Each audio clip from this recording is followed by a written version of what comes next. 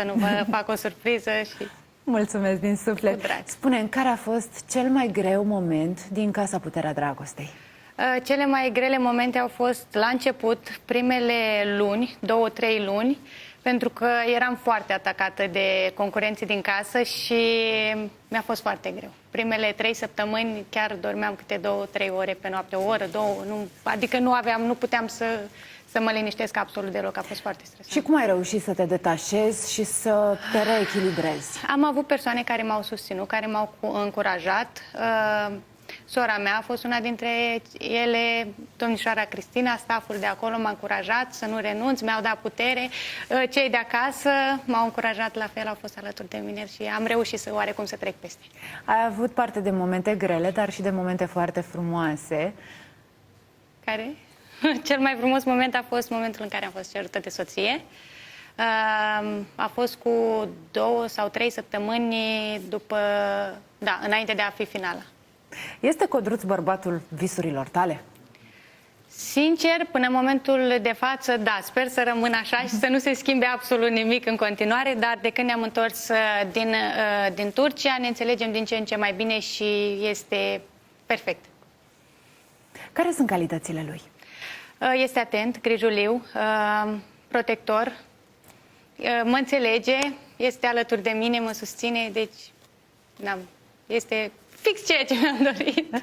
Da, cum vă înțelegeți? Pentru că între voi este o diferență de 6 ani. Da, da. Simți această diferență?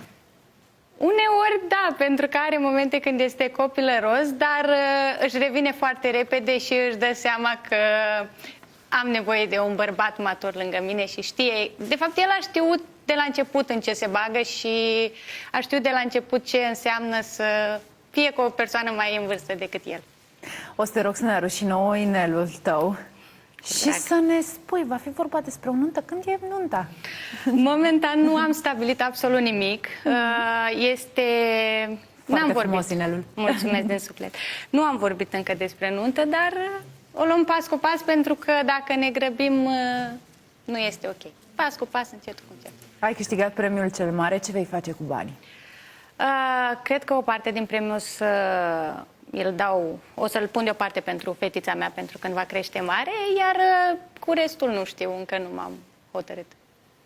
Că tot ai amintit de fetița ta, acum, luni, pe 13 septembrie, începe școala. Da, abia ai emoții? Da, foarte mari emoții. Este un eveniment important pentru mine.